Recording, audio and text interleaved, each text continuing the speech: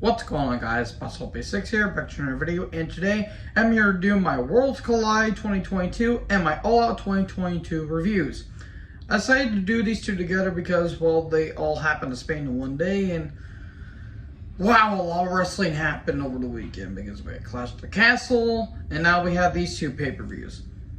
I'm just going to say right now, one of them was way better than the other one, and you could probably guess which one was way better, but anyways, in all honesty, Clash of the Castle was the best pay-per-view by far this weekend. But anyways, without wasting time, I'm going to talk about my Worlds Collide review. This show had 3 good matches and 2 tag matches that were very messy. Well, let's start off with the first match for the North American title, Carmella Hayes versus Ricochet. It was kind of a flip-de-doo-dah match, but unlike a Bucks match, it actually had substance and it actually had chemistry. Oh boy, I'll be talking about the Bucks here in a little bit, but yeah, it was a good match. Carmella, the sky's the limit for him. Ricochet, he's a good athlete, but I feel like it's all the flashy stuff he's mainly known for, which it's not really a bad thing, but he could do like the technical stuff, but it was a good match. The only issue I kind of have with it is that Trick Williams' interference kind of gets in the way a little bit too much, like kind of tone down a little bit on the interference, because I understand he's a heel and he's supposed to like basically help Carmella win, but at the same time, kind of tone down on the interference just a little bit. It's not bad, but it's just kind of like you might want to tone down on him. But in the end, the dreaded roll-up, 1, 2, 3, and Carmella wins. Okay, Ricochet still looks strong at the end. Could we have a possible rematch? Probably, but hey, solid opener. And then we get to the Fatal 4-Way Elimination Tag Team Championship Unification match with Pretty Deadly, Creed Brothers, Brooks and Jensen, or Brooks and Briggs, which sounds like a stupid butt comedy, but anyways, and Gallus. This was a mess. I don't know if it was the weakest match. It wasn't terrible, but it blended together really quickly. Briggs and Jensen, they were the first one eliminated, so okay. And then Gallus later got eliminated, and then it was down to Pretty Deadly and the Creeds. Look, I understand Pretty Deadly are a good team. It's just this gimmick is terrible. This is one of the worst gimmicks that NXT has done. And in the end, Julius Creed, that guy is a freak of nature. He is insanely strong. And Matt Damon Kemp, he cost Creed the match because he attacked Julius with the chair, and Pretty Deadly win. Okay, there goes the tag division. It's now on a joke of a gimmick. So, thanks for coming. Look, again, Pretty Deadly are a good team, but goddamn, this is terrible. Terrible gimmick. Speaking of things that were terrible, well, the match wasn't just the individual. Blair Davenport, the former Bea Priestley, versus Meiko Satomura versus Mandy Rhodes for the women's NXT and NXT UK Women's Championship. This was a good match, despite the fact that Blair Davenport was in it. Again, I understand she suffered a brain tumor, and I understand that it takes a little bit to develop training again. But Jushin Thunder Liger, again, he had a brain tumor, and he was back wrestling within like 4 months. And he got better. But hey, at least Blair wasn't dropping people on their heads. Meiko is a star, an absolute legend, one of the best in the past 20 years. I say one of the best Japanese talents since, I would go as far as say Aja Kong or oh god damn it, what was that other one's name? Bull Nakano, that's who it is. I forgot the name. I know it was a spiky haired woman. I forgot her name though. But I argue she was one of the best Japanese talent. Mandy, she's not the best, but she's definitely improved. Good match. Meiko kind of carried here a little bit, but Mandy still held her own, and Blair was there to take the pin, thank God. That Scorpion Rising kick is beautiful, but Mandy hits Kiss by the Rose. I think that's what it's called. It's a reference to something. And there you go. Mandy is the unified women's champion. Good.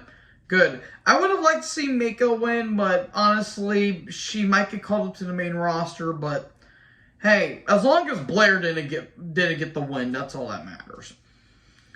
And then we get to the women's tag title match. We have Nikki Ash and Piper versus Katana and Chance. Or Katana and Carter. I keep doing that. I need to stop doing that. Oh boy, this match certainly happened. It wasn't bad, but it was by far the weakest match probably. Because it was kind of a nothing match. There was no substance. Again, these women are good athletes. It's just they were put in the death slot. And if this was put on TV, you wouldn't have missed anything. Toxic Attraction showed up and it cost Piper and Nikki the win. Okay, cool. I will say Piper. Oh, Piper looked great. But I'm glad that Nikki's okay because it looked like she suffered an injury on that SmackDown, but she actually didn't. So I'm glad she's okay. But match that happened. And then we get to the main event for the NXT UK Championship. Rex Steiner versus Tyler Bate. Good match. The longest match on the card, too. All these matches went over 10 minutes, and it felt like they didn't win 10 minutes. This was great stuff. Really, really, really great shit. Rex is improving. He's improving. Tyler, you may get called up to the main roster soon because...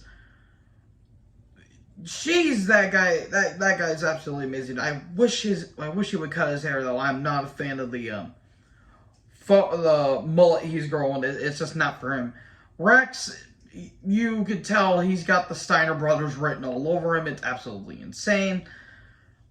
Great counters, great power by both of them. Steiner hit his finisher, but Tyler had his feet on the rope, which is smart. He didn't kick out of it. And the ending, I knew it was going to happen. I called it, but I didn't know it was going to be the end of the match. Where Tyler goes for that, that springboard clothesline where he hits the ropes like this, and then he would go around and do it like that. But no, as he does that, he gets hit with the spear, 1, 2, 3, and Rex wins. That was good stuff. That was really, really, really good stuff. Great way to close the show. Probably the best out of the 2 shows that we got. Because there was 3 matches that were pretty damn solid. But overall, I give it probably a B-, only because the 2 tag matches were kind of a mess. But the North American, the women's match, and the main event made it up for it. So, with that being said, let's get into All Out. And oh boy, there was a lot of drama going on with this show. 15 matches. It started at 6 and almost 11. That is 5 hours.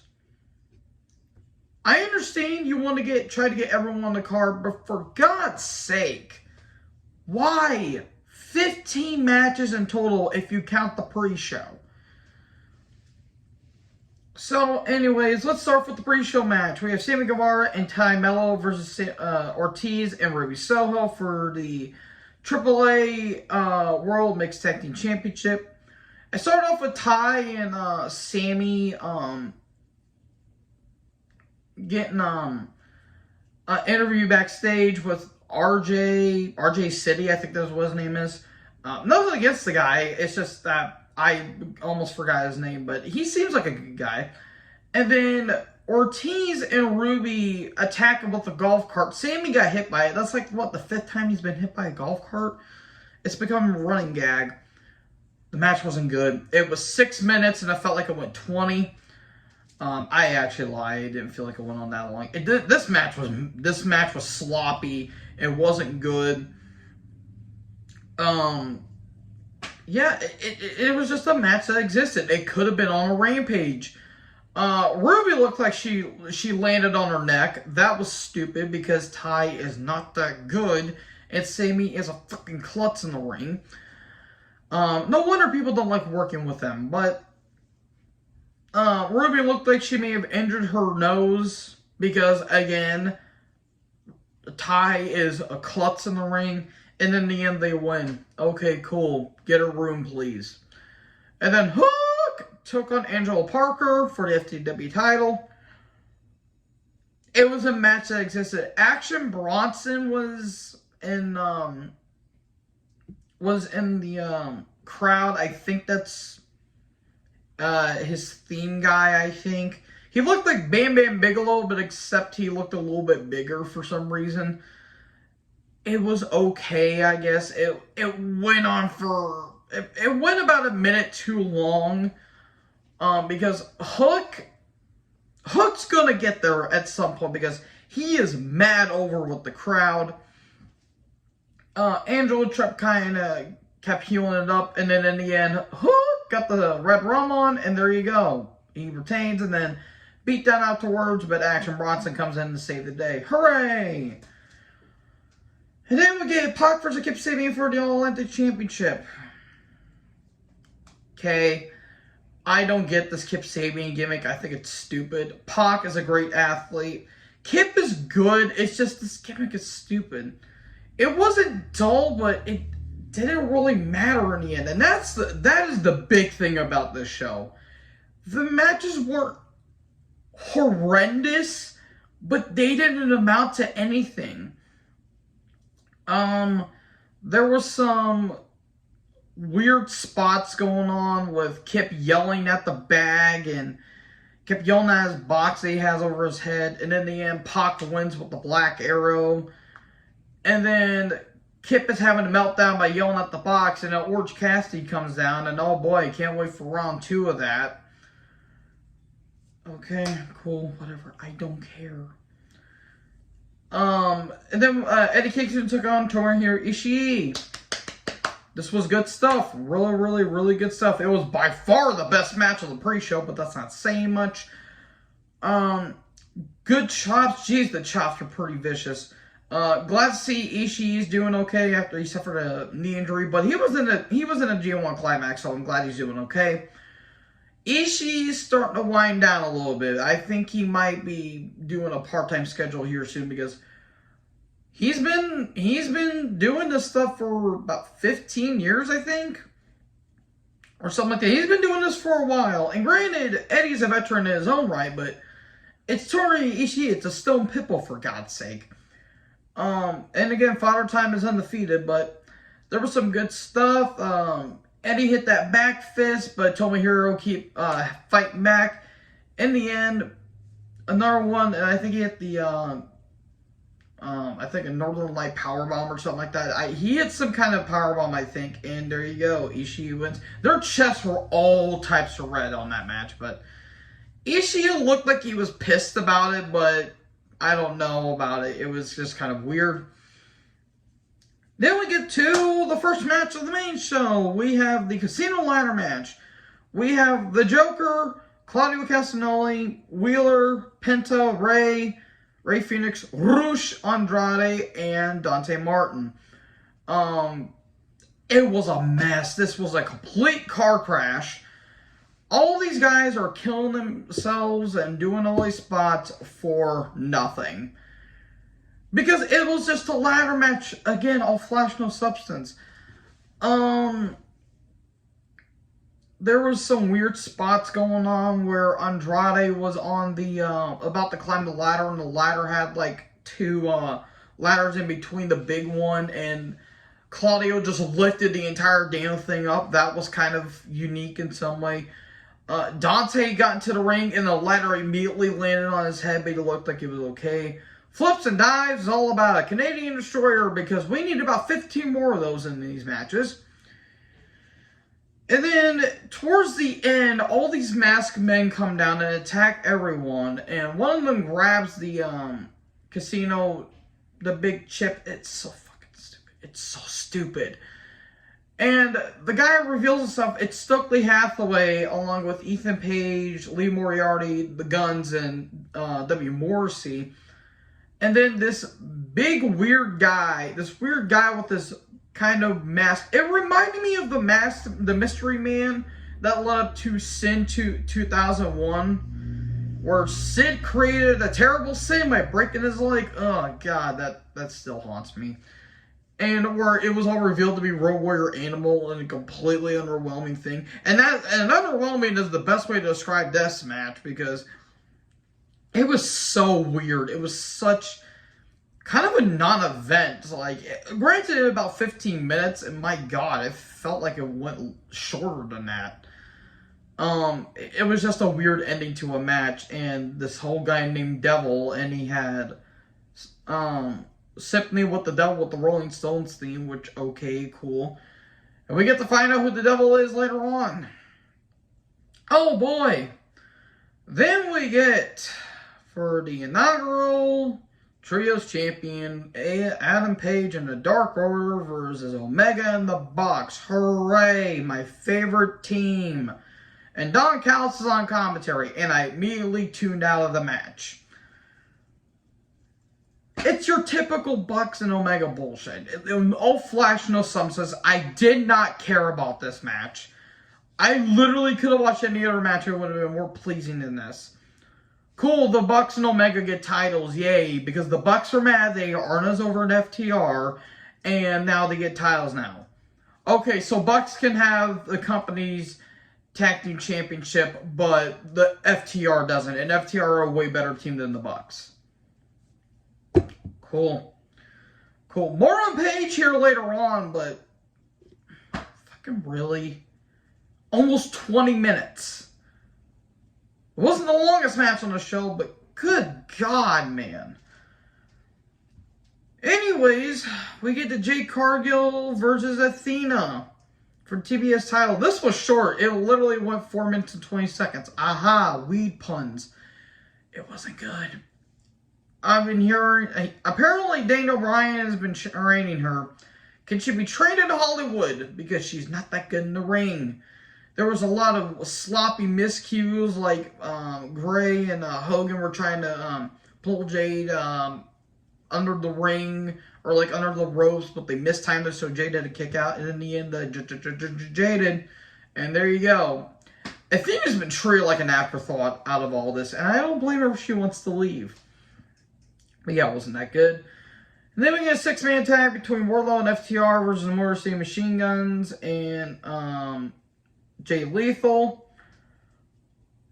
Okay, cool. I mean, there was a thing where Sanjay Dutt says fight like an 8-year-old brat because Dax Harwood's daughter was at ringside. And I get it that I'm willing to bet that Dutt wasn't trying to offend anyone. He was just trying to get heat. He's over the top with it, and it gets cartoonish. It wasn't bad. It's just the match meant nothing. Wardlow's been completely cool off.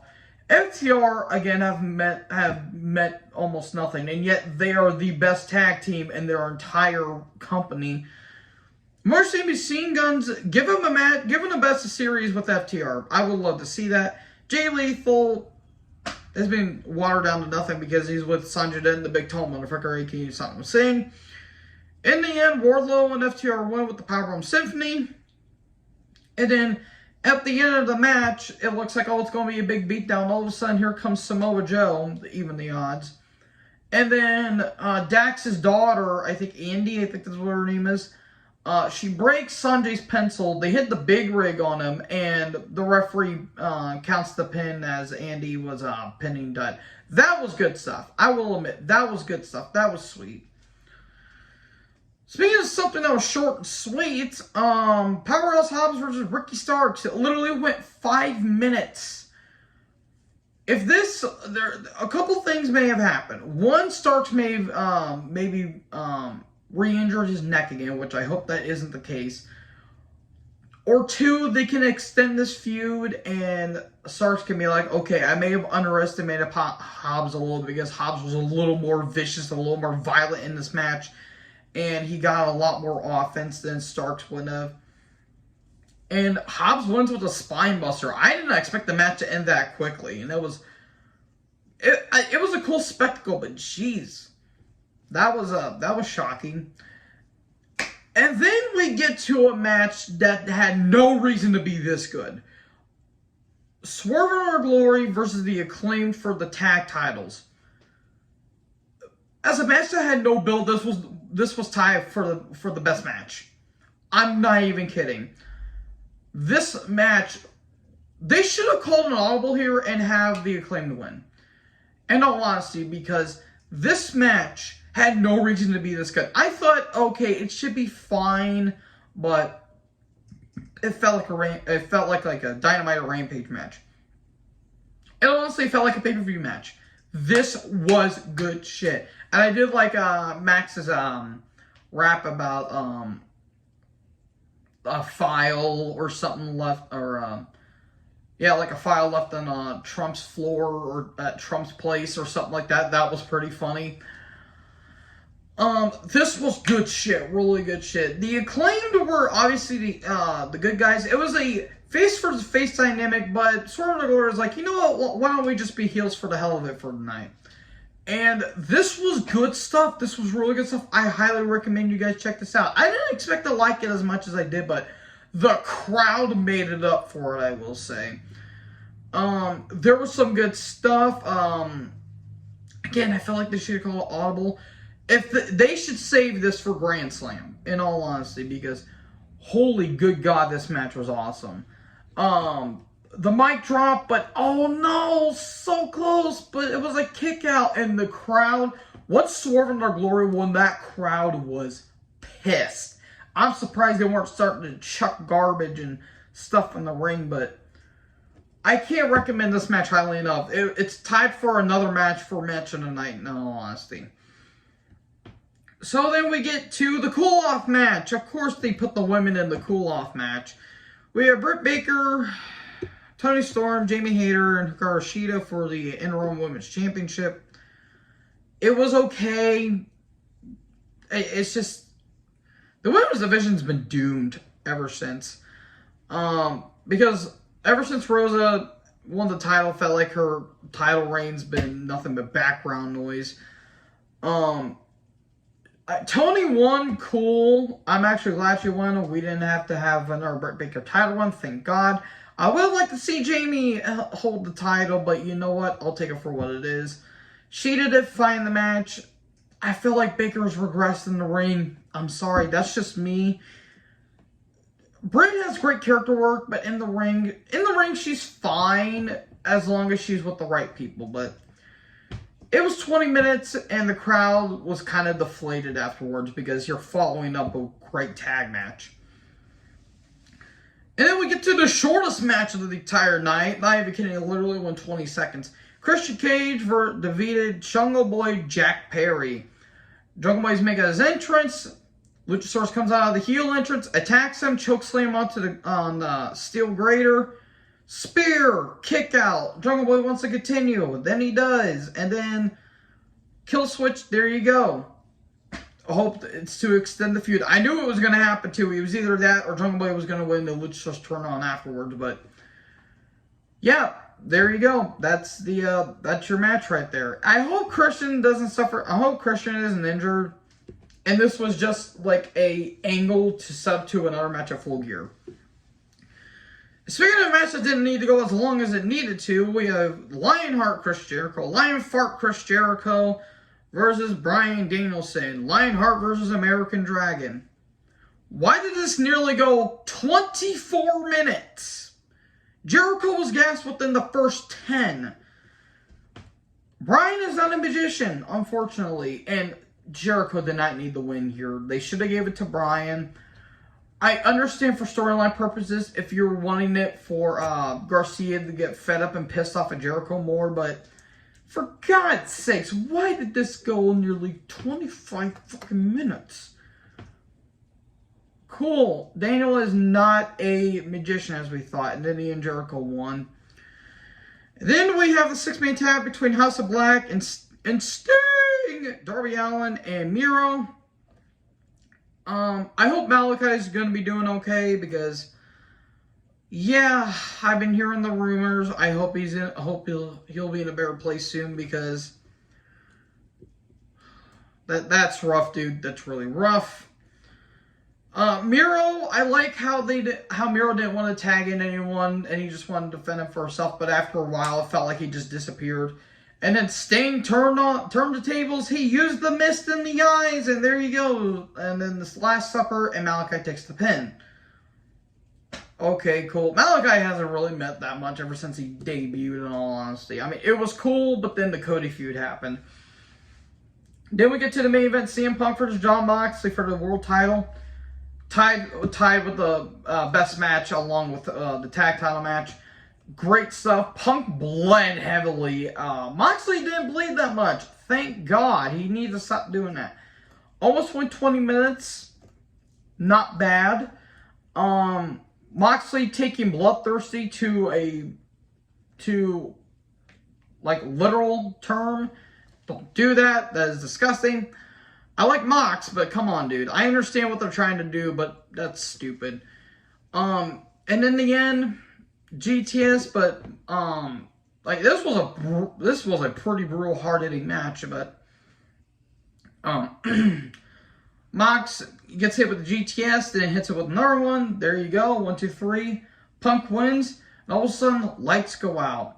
And then there's this whole thing with Tony Khan saying, okay, if you make it all out, I'll give you this amount of money. We know that you don't like the fans, you don't care about them, but can you at least do all out? And then there's this little promo that Punk did back in his ROH days and talking about the devil and all that stuff. And then the devil character says, I am the devil. Takes the thing off, puts the scarf on. It's MJF. MJF won the Casino Ladder match.